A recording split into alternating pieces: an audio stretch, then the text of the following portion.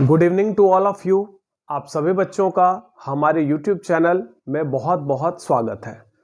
आज हम लोग इलेक्ट्रोस्टैटिक्स का लेक्चर नंबर 7 स्टार्ट करेंगे। तो चलिए हम लोग लेक्चर नंबर 7 स्टार्ट करते हैं। लेक्चर नंबर 7 में सबसे पहले हम लोग को पढ़ना है नोट पॉइंट। देखिए यहाँ पर मैंने टोटल 5 नोट पॉइंट लिखा है। सबसे पहला नोट पॉइंट है, प्रकृति में पाया जाने वाला सबसे छोटा चार्ज E है। आप जानते हैं कि एक इलेक्ट्रॉन पर और एक प्रोटॉन पर बराबर चार्ज होता है। चार्ज का नेचर अपोजिट होता है। एक इलेक्ट्रॉन पर -e कूलम और एक प्रोटॉन पर +e कूलम का चार्ज होता है। चार्ज का वैल्यू तो सेम है, नेचर अपोजिट है और प्रकृति में इससे छोटा चार्ज किसी पार्टिकल पर नहीं पाया जाता है। यानी अगर आपसे कोई पूछे कि सबसे छोटा चार्ज किस पदार्थ या किस कण पर पाया जाता है, तो सबसे छोटा चार्ज इलेक्ट्रॉन या प्रोटॉन पर पाए जाने वाला चार्ज है। यानी इलेक्ट्रॉन या प्रोटॉन ऐसा पार्टिकल है जिस पर सबसे छोटा चार्ज पाया जाता है, उससे कम चार्ज किसी पर पाया नहीं जाता है। तो इसीलिए प्रकृति में पाए जाने वाला सबसे छोटा चार्ज E है। इसका मतलब चार्ज का मिनिमम वैल्यू E हुआ। चार्ज का मिनिमम वैल्यू माने सबसे छोटा मान। मिनिमम वैल्यू को हम क्वांटम वैल्यू भी कहते हैं। मिनिमम वैल्यू को हम क्वांटम वैल्यू, तो चार्ज का क्वांटम वैल्यू कितना है? E है। चार्ज का सबसे छोटा मान, क्वांटम मान का मतलब होता है सबसे छोटा मान, तो चार्ज का सबसे छोटा मान E है। चलिए पहला पॉइंट क्लियर हो गया। सेकेंड पॉइंट है, किसी भी ऑब्जेक्ट पर चार्ज का मान कभी भी फ्रैक्शन में नहीं हो सकता, यानी डेसिमल में नहीं हो सकता। 2/3e ऐसा चार्ज किसी ऑब्जेक्ट पर नहीं होगा। जब भी किसी वस्तु पर चार्ज होगा वो हमेशा E का इंटीग्रल मल्टीपुल होगा, यानी E का पूर्णांक गुणज होगा। या तो किसी वस्तु पर चार्ज E होगा या फिर 2e होगा या 3e होगा या 4e होगा, और ये वैल्यू माइनस में भी हो सकता है, -e, -2e, -3e, -4e, लेकिन कभी भी फ्रैक्शन में नहीं होगा, डेसिमल में नहीं होगा। -1.1e नहीं होगा, 2/3e नहीं होगा। देख रहे हैं ये डेसिमल में आएगा। ये नंबर जब 2 को 3 से डिवाइड करोगे तो 0.66 आएगा। ये 17.2e ये भी नहीं हो सकता है। 10 टू द पावर -5e ये भी नहीं होगा, क्योंकि 10 पर पावर -5 का मतलब होता है 1/10 पर पावर 5।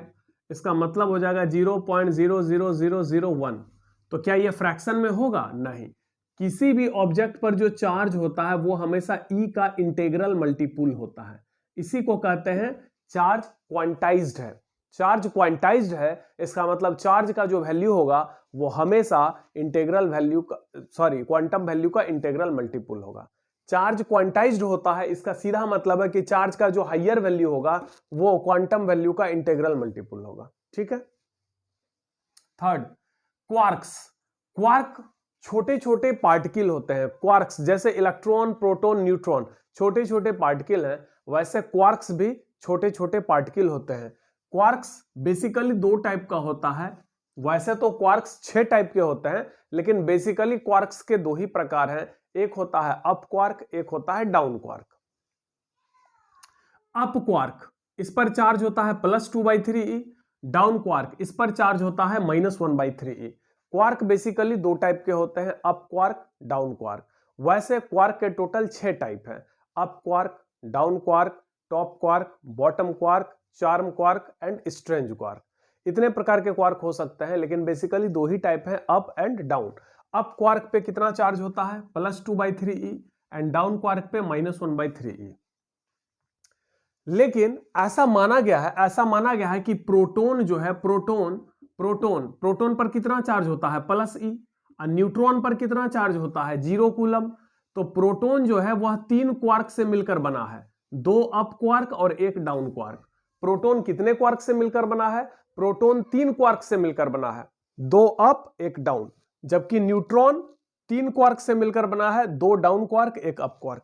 याद रखेंगे, प्रोटॉन 3 क्वार्क से मिलकर बना है, 2 अप 1 डाउन। जबकि न्यूट्रॉन भी 3 क्वार्क से मिलकर बना है, लेकिन 2 डाउन 1 अप। देखिए इसको कैसे प्रूफ करेंगे। अप क्वार्क पर कितना चार्ज होता है? 2/3e। यहां पर आप देख सकते हैं अप क्वार्क पर कितना चार्ज है? 2/3e। यहां पर कितना अप क्वार्क है, 2 अप क्वार्क है, तो 2/3e प्लस 2/3e। एक डाउन क्वार्क है तो -1/3e, क्योंकि डाउन क्वार्क पर कितना चार्ज होता है, -1/3। टोटल कितना हो गया, 2e plus 2e 3e, 2e plus 2e 4e और फिर ये -e/3, तो हो गया 3e/3। तो कितना हो गया, e आ गया प्रोटॉन का चार्ज। तो एक प्रोटॉन 3 क्वार्क से मिलकर बना है, जिसमें 2 अप क्वार्क है, एक डाउन क्वार्क है। अगर हम दोनों अप और एक डाउन क्वार्क के आवेश को जोड़ दें, चार्ज को जोड़ दें, तो हमको एक प्रोटॉन का चार्ज मिल जाएगा, जो कि मिल भी गया है। न्यूट्रॉन न्यूट्रल होता है, यहां पर 2 डाउन क्वार्क है, एक अप क्वार्क है। डाउन क्वार्क का चार्ज है -e/3, फिर यहां पर डाउन है तो -e/3, और यहां पर एक अप है तो +2/3e। जब इसको जोड़ेंगे तो कितना आ जाएगा, 0 आ जाएगा, ये कैंसिल हो जाएगा, 0 आ जाएगा। तो इसका मतलब न्यूट्रॉन भी 3 क्वार्क से मिलकर बना है, जिसमें 2 डाउन है, एक अप है।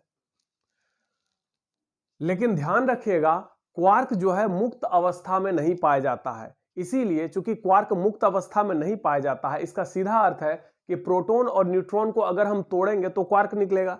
एक प्रोटॉन 3 क्वार्क से मिलकर बना है, इसका मतलब अगर हम प्रोटॉन को ब्रेक करेंगे, तोड़ेंगे, तो हमको क्वार्क मिल जाएगा। लेकिन प्रोटॉन को ब्रेक नहीं किया जा सकता। उसी प्रकार न्यूट्रॉन को ब्रेक करने पर 3 क्वार्क मिलेगा, लेकिन न्यूट्रॉन को ब्रेक नहीं किया जा सकता है। यह सब एक हाइपोथेसिस है, संकल्पना है। यह सब अभी तक क्वार्क मुक्त अवस्था में पाया नहीं गया है। क्वार्क को हम लोग, प्रोटॉन को तोड़ करके क्वार्क को हम लोग फ्री नहीं कर सकते हैं। यानी क्वार्क का अपना कोई स्वतंत्र अवस्था नहीं होता है। अभी भी ये क्वार्क कंबाइंड फॉर्म में ही मिलता है। इस 3 क्वार्क को मिलाकर के एक प्रोटॉन बनता है। ठीक है, इसका मतलब चार्ज का क्वांटम मान अभी भी कितना है, E। अगर प्रोटॉन को हम तोड़ करके तीनों क्वार्क बाहर निकाल लें, तो तीनों क्वार्क जैसे ही बाहर निकलेगा तो क्वार्क का अपना अस्तित्व हो जाएगा। तो उसके बाद चार्ज का सबसे छोटा मान कितना हो जाएगा, चार्ज का सबसे छोटा मान E/3 होगा, यही क्वांटम मान होगा। लेकिन चूंकि क्वार्क को हम बाहर नहीं निकाल सकते हैं, क्वार्क अभी भी स्वतंत्र अवस्था में नहीं पाया जाता है, इसीलिए चार्ज का अभी भी सबसे छोटा मान क्या है, E। अगर आपसे कोई पूछे चार्ज का क्वांटम मान, तो चार्ज का क्वांटम मान E होता है, जिसका मान 1.6 × 10⁻⁻19 कूलम होता है। और इसको स्टैट कूलम में बदल के बोले तो 4.8 × 10⁻⁻10 स्टैट कूलम होता है।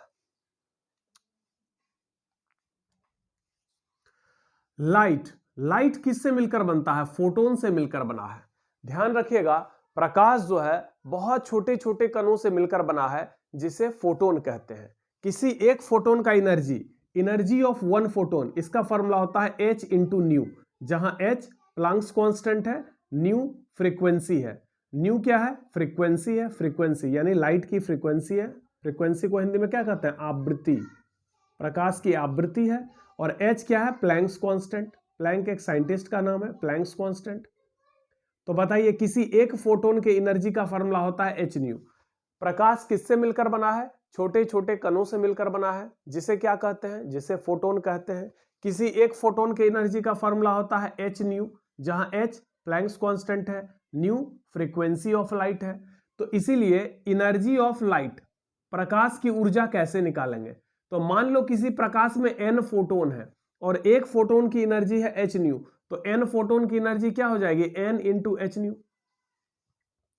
अगर प्रकाश छोटे छोटे कणों से मिलकर बना है, जिसे फोटोन कहते हैं, मान लीजिए किसी प्रकाश में n फोटोन है, n की वैल्यू कुछ भी हो सकती है, मान लो 10,000 करोड़ है या 50 करोड़ है। तो अगर प्रकाश कितने फोटोन से मिलकर बना है, n, तो एक फोटोन की एनर्जी कितनी होती है, H न्यू। 2 फोटोन की एनर्जी कितनी होगी, 2H न्यू। 3 फोटोन की एनर्जी कितनी होगी, 3H न्यू।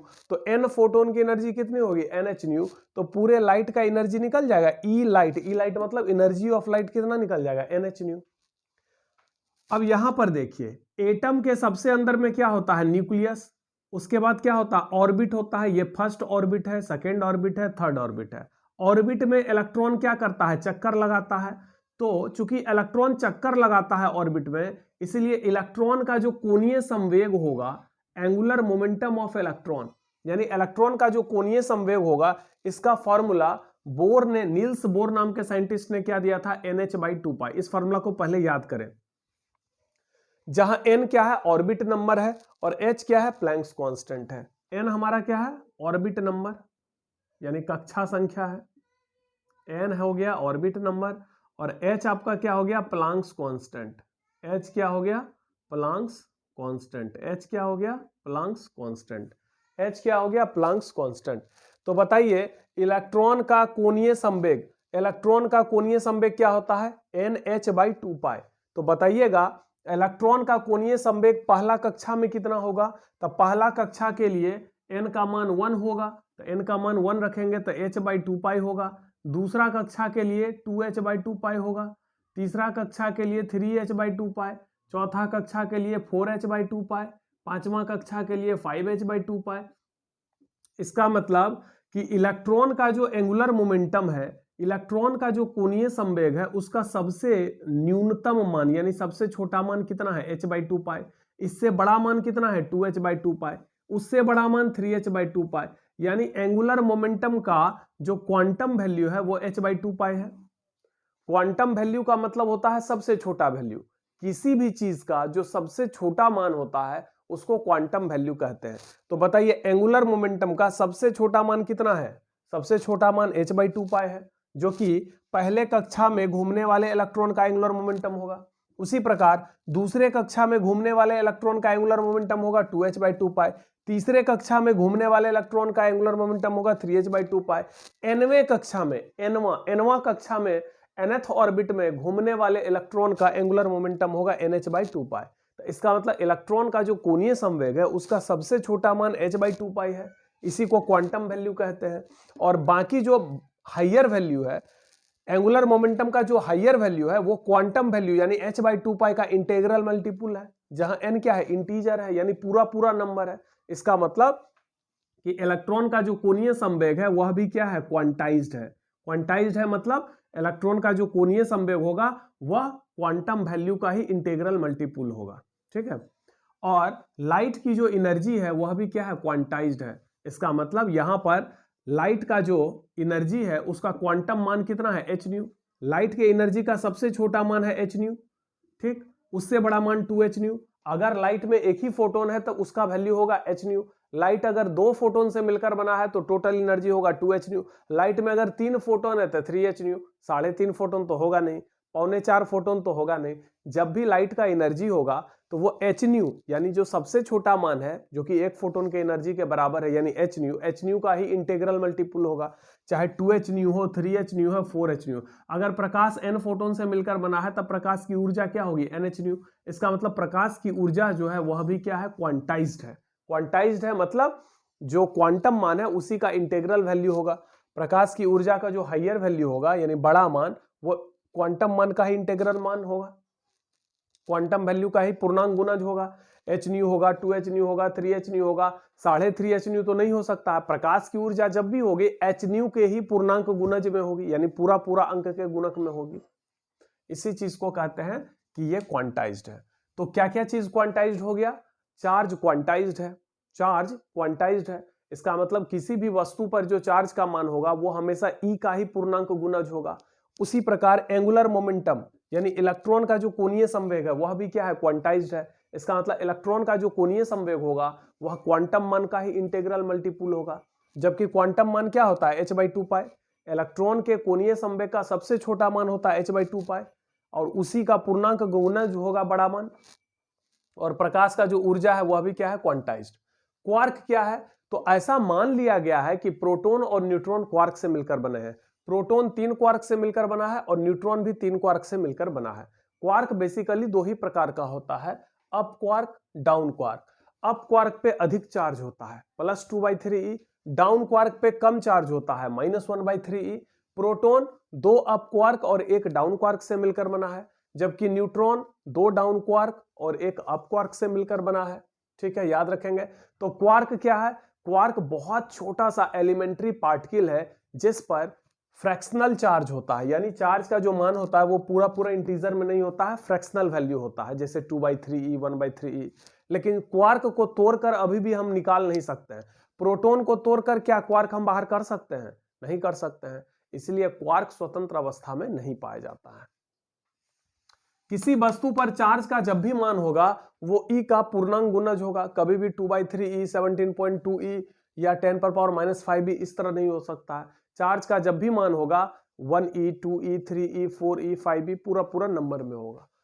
प्रकृति में पाए जाने वाला सबसे छोटा चार्ज ई है। चार्ज का मिनिमम वैल्यू यानी क्वांटम वैल्यू ई है।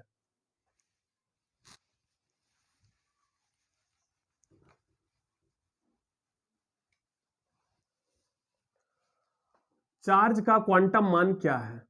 चार्ज का क्वांटम मान क्या है? क्वांटम मान क्या है? क्वांटम मान का मतलब होता है सबसे छोटा मान। क्वेश्चन है, यह क्वेश्चन बोर्ड एग्जाम में पूछा गया है कि चार्ज का क्वांटम वैल्यू क्या है।